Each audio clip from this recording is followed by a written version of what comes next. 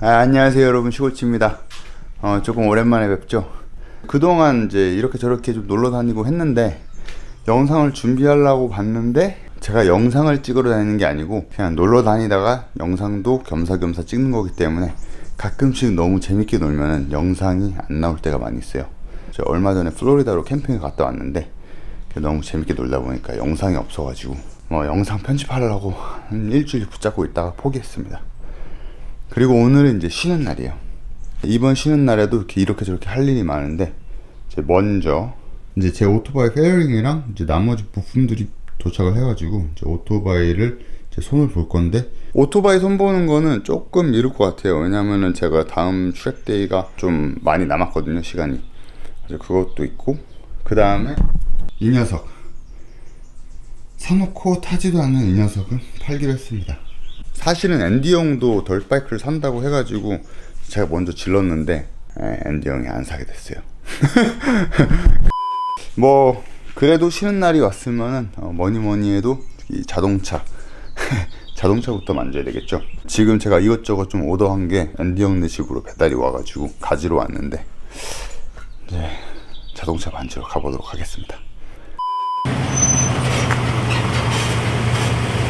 여러분, 두부 오랜만에 보죠? 두부 좀 손 좀 봤습니다. 어디가 고장난 건 아니었는데 좀 이렇게 자질구레하게 좀 손 볼 때가 있어가지고 그렇게 대단한 건 아닌데 되게 마음에 들게 차가 좀 고쳐졌거든요. 어디 이렇게 손 봤는지 한번 보여드릴게요. 먼저 저 여기 바디마운트 찹했던 데 있죠? 여기 이 부분 이렇게 용접을 해가지고 채워 넣었고요. 여기 얘 리얼 컨트롤 마운트를 설치를 했습니다. 돌 같은데 찧어도 전혀 상관없게. 그리고 여기 원래 기름통이 있었는데 이렇게 프로판 가스통으로 바꿨죠.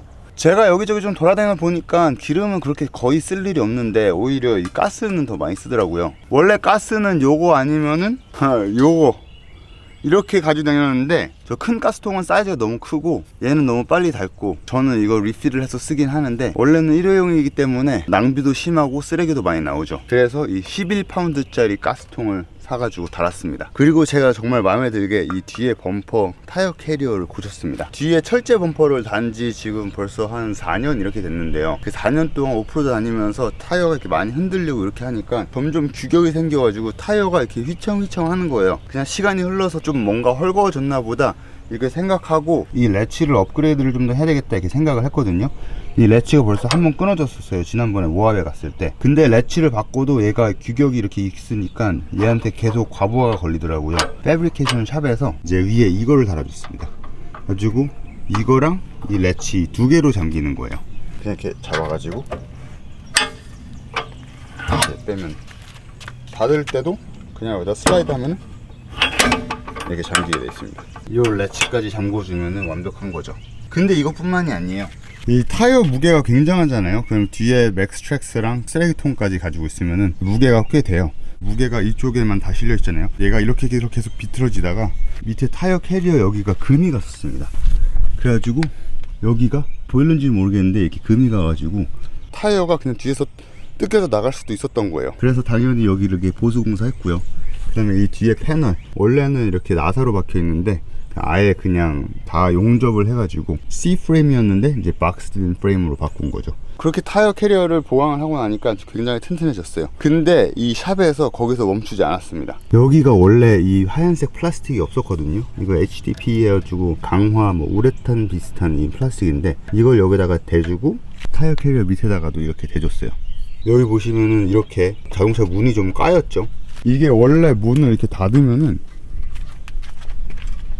어느 정도 유격이 있어가지고 흔들흔들 거면서 문이 다 까였던 거거든요.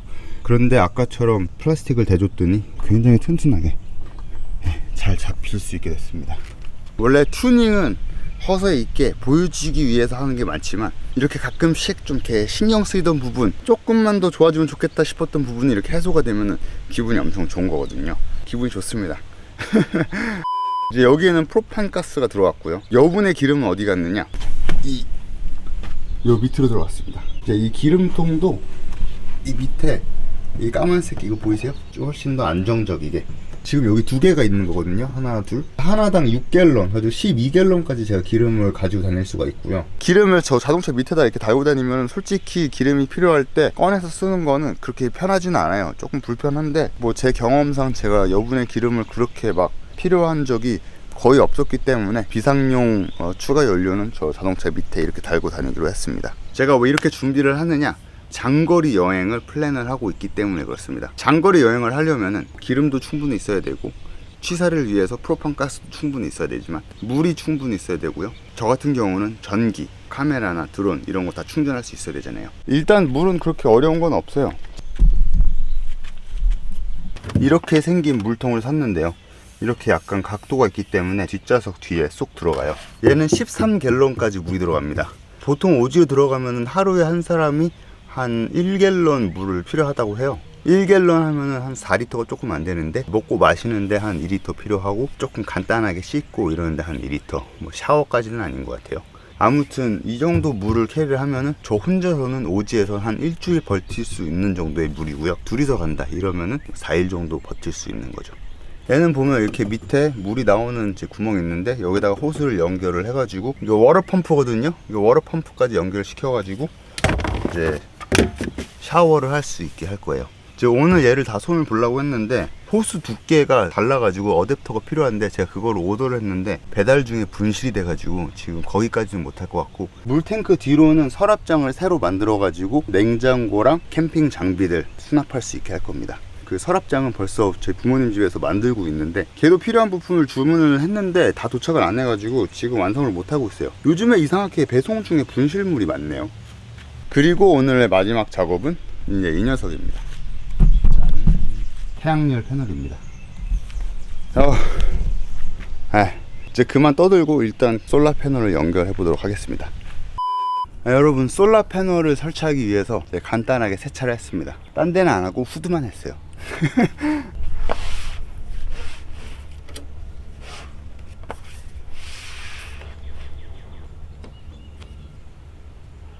제 솔라 패널은 여기 이렇게 후드에 올라갈 거예요. 지금 대충 모양만 맞춰봤거든요. 이 솔라 패널을 가지고 후드에 올리냐 지붕에 올리냐 이렇게 얘기가 많이 있는데, 원래 솔라 패널은 지붕에 얹는 게 제일 효율이 좋아요. 자동차 보넷에 있으면 엔진 열이 올라오잖아요. 열기를 받으면 솔라 패널의 효율이 굉장히 떨어지기 시작합니다. 그런데 왜 저는 그럼에도 불구하고 후드에다가 얘를 설치를 하기로 했냐, 왜냐하면 저는 솔라 패널이 운전 중에는 필요하지 않고 차가 서 있을 때 필요해서 그렇습니다. 제가 운전을 하고 있을 때, 그러니까 엔진이 돌아가고 있을 때는 자동차에 원래 있는 알터네이터로 전기가 충전이 될 거고요. 차가 섰을 때는 솔라 패널이 지붕에 있든 후드에 있든 별 상관이 없습니다. 그런데 저는 아이캠퍼가 이렇게 열리잖아요. 아이캠퍼 위에 솔라 패널이 있으면 아이씨 뭐야, 근데 아이캠퍼는 이렇게 열리잖아요. 이 각도 때문에 효율이 많이 떨어지게 됩니다. 그래서 저는 1박 2일, 2박 3일 캠핑을 할 때는 이 후드에 있는 솔라 패널이 더 유용하겠다고 생각을 했고요. 그래서 이 솔라 패널을 샀습니다. 얘는 지금 100W니까 냉장고 돌리고 작은 전자제품 충전하고 이런 데는 전혀 무리가 없을 거예요. 한 가지 유의하실 점은, 얘는 이제 플렉서블 패널이잖아요. 그리고 후드 위에 올라가기 때문에 수명이 한 2년이 맥스라고 보시면 됩니다. 근데 완전히 못 쓰게 되는 건 아니고 효율이 아마 한 80% 밑으로 떨어지기 시작할 거예요. 그러면 적어도 3년 후에는 얘를 교체를 해줘야 되잖아요. 그래서 얘를 제 후드에다가 바로 붙이지 않고 이 랩을 붙인 다음에 그 위에다가 얘를 붙일 생각입니다. 그래서 이렇게 위치를 잡아봤고요. 그러면은 랩핑부터 한번 해보도록 하겠습니다. 후드 전체를 랩해도 되는데 저는 그냥 대충 이 솔라 패널 모양에 맞춰서 잘랐어요. 아마 조금 망칠 것 같은데 뭐 너무 이상하지만 않으면 괜찮습니다.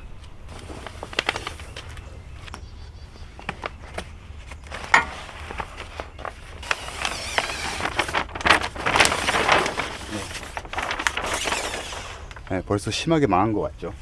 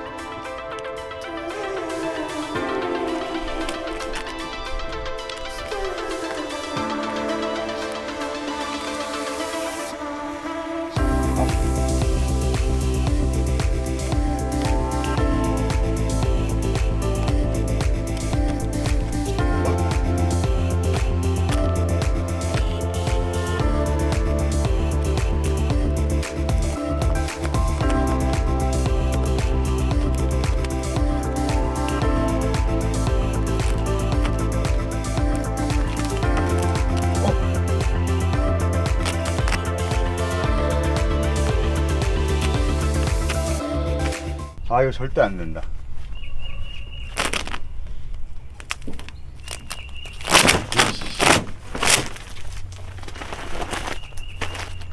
여러분 짜증나가지고 랩은 안 하기로 했습니다. 랩은 그냥 아예 후드 전체를 하는 게 나은 것 같습니다. 후드에다가 그냥 바로 붙이겠습니다. 나중 일은 그냥 나중에 걱정하는 거죠. 아 짜증나.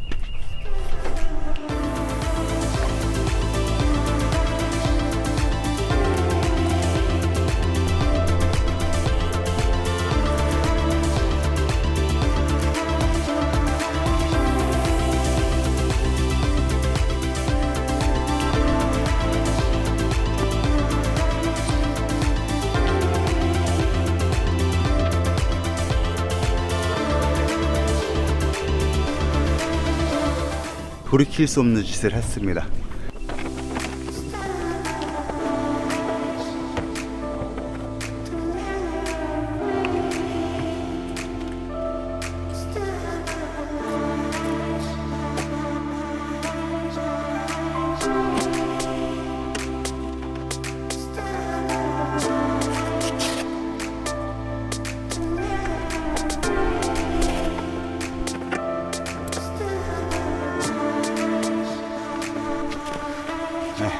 이렇게 해가지고 제 자동차에 솔라 패널이 설치가 됐고요. 이 정도만 있어도 냉장고를 돌리거나 자잘자잘한 카메라, 핸드폰, 태블릿 이런 거 충전하는 데는 무리가 없을 거예요. 그런데 컴퓨터까지 쓰려고 하면은 조금 부족할 수가 있죠. 그래서 솔라 패널도 좋지만 조금 더 대용량 배터리를 찾고 있었습니다. 저는 지금 요거 되게 귀엽죠? 캠핑 갈 때 가지고 다니는데 이걸로 핸드폰이나 카메라, 드론 뭐 이런 거 충전하는 데는 전혀 무리가 없어요. 167Wh인데 이걸로 컴퓨터 한 2-3시간 쓸 수 있더라고요. 좀 부족하죠? 이거 보세요.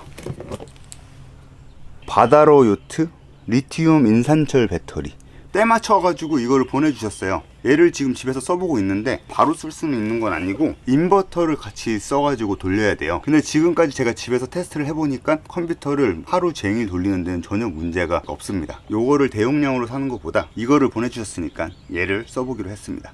그리고 이거 외에도 보내주신 물건들이 좀 더 있습니다. 먼저 요거 프로텍 해주고 엔진 코팅제예요. 키스트 한국과학기술원에서 윤활 성능 마찰 계수를 측정해 보니까 20%에서 40% 개선 효과가 있었다고 하고요. 엔진 마모를 한 10% 줄여준다고 합니다. 제 차는 지금 뭐 문제없이 잘 운행하고 있기 때문에 이거를 넣는다고 해가지고 제가 얼마나 큰 차이를 느낄 수 있는지 모르겠는데 일단 보내주셨으니까 한번 넣어보도록 하겠습니다.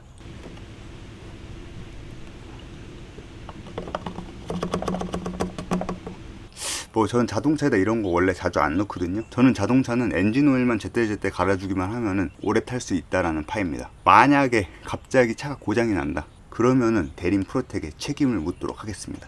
그리고 마지막으로 이 와이퍼 블레이드, 오늘 나오는 협찬 제품들 다 협찬만 받았고 광고료 따로 받은 막 광고 아닙니다. 그냥 이제 보내주셨으니까 이제 감사하게 써보는 거고, 이런 제품이 있다는 거를 알려드리는 거예요.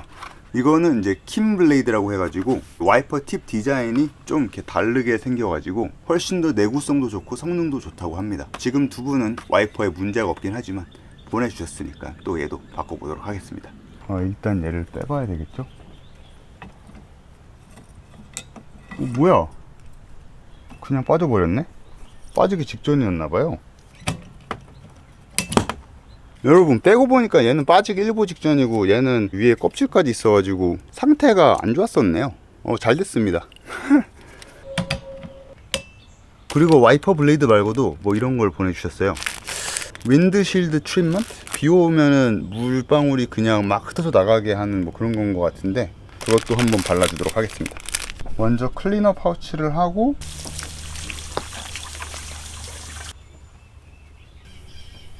뭐 그래핀 테크놀로지 뭐 해가지고 와이퍼도 더 오래 쓸 수 있고 뭐 이런 거예요. 이게 뭐야? 마이크로파이버 타올로 닦아주면 땡.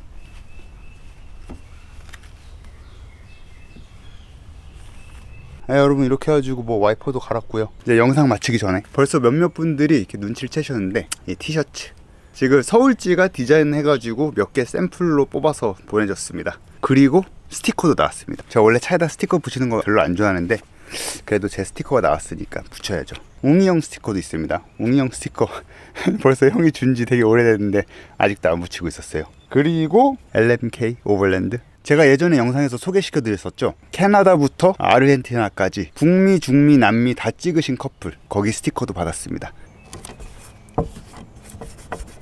아, 웅이 형 게 좀 크네. 아, 웅이 형 뭐야. 용서할 수 없습니다. 네, 여러분 스티커 다 붙였어요.